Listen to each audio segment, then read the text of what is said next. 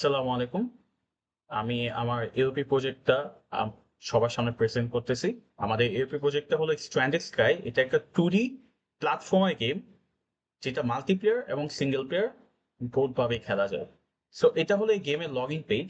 Login পেজে just simple login interface and আপনি guest হিসেবে প্লে করতে পারেন এবং একটা ছোট একটা লিডার বোর্ড শো করা হয়েছে।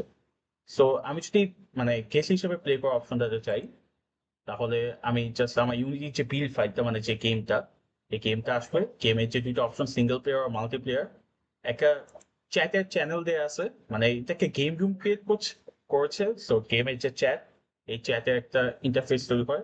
সো আমি যদি আরেকটা ইনস্ট্যান্স এটা রান করি লোকালটা, দেন আমি যদি কেস হিসেবে প্লে করি, দেন এই যে আমাদের দুইটা কেস। সো আমরা এই গেমের মধ্যে যদি কথা বলি, আমরা এই যে একজন আরেকজনের চ্যাট গুলো দেখতে পারবে, যেমন এই যে কেসের যে আইডি গুলো দেওয়া আছে, এভাবে চ্যাট গুলো করা যাবে। মানে একটা মেসেঞ্জারের মতো ইন্টারফেস পিছনের মধ্যে। তাছাড়াও এটার মধ্যে ভয়েস চ্যাট এনেবল করা আছে।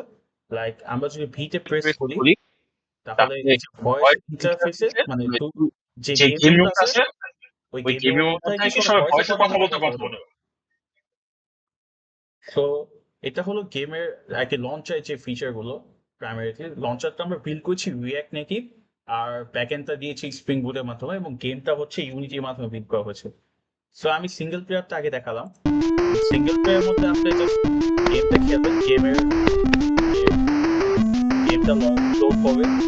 এখানে প্রত্যেকটা এনিমি আছে, এনিমির আপনি এনিমির সাথে খেলবেন। ধরেন আপনি যাবেন, এই যে হেলথ একটা রিজেন বা রিজেনারেশন দেওয়া আছে। তো এই রিজেনারেশনটা হবে। এখানে ব্লক মেকানিজম আছে, আপনি রিজেন করবেন। এখানে প্রত্যেকটা যেগুলো নর্মাল বস আছে, যেগুলো র্যান্ডমলি স্পন হবে, সেগুলো আপনার আর কি 50 পয়েন্ট করে দিবে। আর গেমের মধ্যে সিঙ্গেল প্লেয়ার মধ্যে 7টা বস আছে। তো এই 7টা বস আমরা বেসিক্যালি আপনার প্রত্যেক বসের জন্য আলাদা আলাদা পয়েন্ট অ্যাসাইন করা। সো এখানে একটা ফার্স্ট বস দেওয়া আছে। ধরেন এটা আমাদের ফার্স্ট বস। এখানে আমি বসটাকে মারলাম, দেন মেরে এই যে বসের যে ওয়াল, এটা চলে গেল। সো এভাবে এটা একটি সিঙ্গেল প্লেয়ার। এভাবে আপনি কি এই এনিমি র্যান্ডমলি স্পন করবে একটা প্রসেস। আর এনিমিটা র্যান্ডমলি স্পন হবে। দেন এখানে কিছু প্ল্যাটফর্ম দেওয়া আছে, কিছু মুভিং আর কি, just to make the game more complicated. And then এখানে আরেকটা এনিমি স্পন হবে। আমরা যদি এইচে প্রেস করি, তাহলে এই যে হেলবারটা রিজেনারেশন করবে আর কি। রিজেনারেশন যেটা থাকে গেমের মধ্যে, এটা হলো এইচে প্রেস হলে হবে। দেন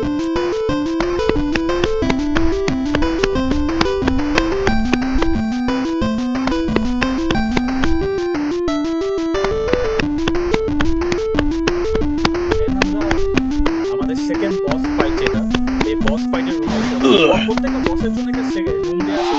এটা হলো একটা বসের ওয়াল, যাতে আমি এই লেভেলটা পার না, বসটাকে কিল না করা পর্যন্ত আমি যাতে এই লেভেল থেকে বাইরে হতে না পারি।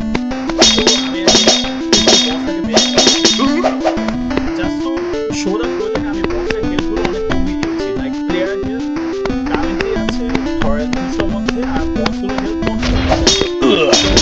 So just to make the game easier. তো গেমটা আসলে অনেক লং। সো পুরো বস ফাইটটা দেখার অনেক টাইম লাগবে।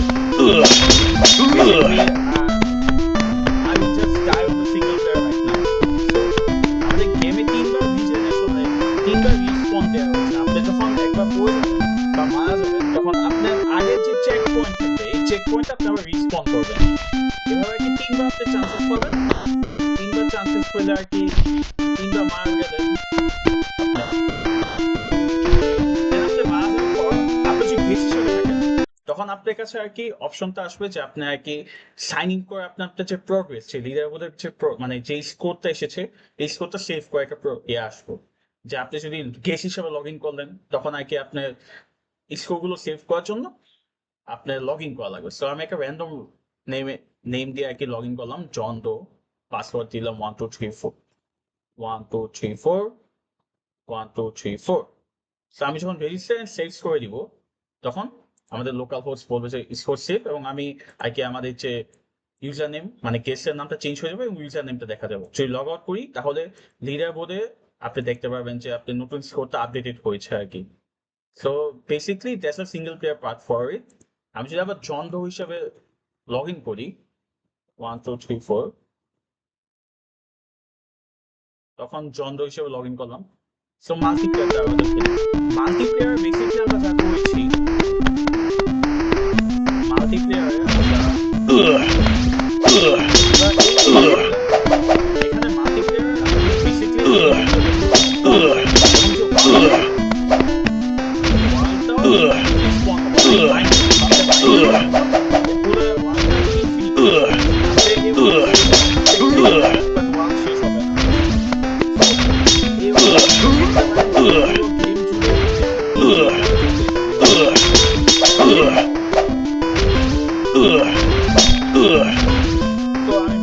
আমি আবার যে রিস্পন হলাম চেক পয়েন্টে, যে ফার্স্ট চেক পয়েন্ট যেটা ছিল ওটা আমরা রিস্পন হলাম, আবার গেলাম। এখানে কিন্তু এনিমিগুলো মারা গেছে তাই আর রিস্পন হচ্ছে না, কারণ এনিমি লজিকই ছিল যে যেই জায়গায় স্পন হবে সেই জায়গায় কি আবার স্পন হবে না তারা, এটা কি এনিমি লজিকটা ছিল। সো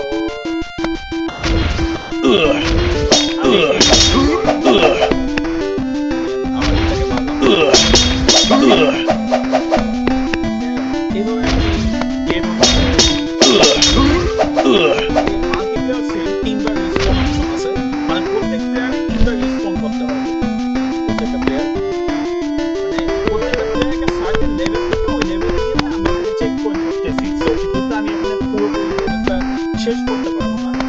তো আমার চেক করে নাকি ফার্স্ট রিস্পন পয়েন্ট যেটা সেটা নেই থাকে, এবং রিস্পন পয়েন্ট থেকে শুরু যা আছে সব র্যান্ডম। তো এক একবার যখন মাল্টিতে লগ ইন করবো তখন র্যান্ডমলি আরেক রকমের একটা রিস্পন পয়েন্ট শো করবে অথবা আরেক রকম ওয়াল থাকবে, কারণ এটা একটা সিট বেস ওয়াল জেনারেশন, মানে প্রত্যেক ওয়ালে একটা আলাদা সিট থাকবে। তো এই সিট অনুযায়ী ওয়ালটা জেনারেট হবে ইনফিনিটলি।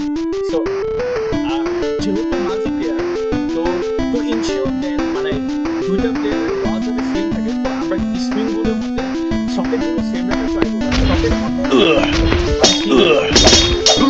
যার কারণে আপনাদের ধরেন যে আপনি সবসময় একই দুইটা প্লেয়ার বা তিনটা প্লেয়ার যে এক এক গেম গুলো যতগুলো প্লেয়ার আর কি, ততগুলো প্লেয়ার জন্য ওয়ালটা সেম থাকে, মানে কনসিস্টেন্ট ওয়ালদের মধ্যে তার সাথে খেলতে পারে।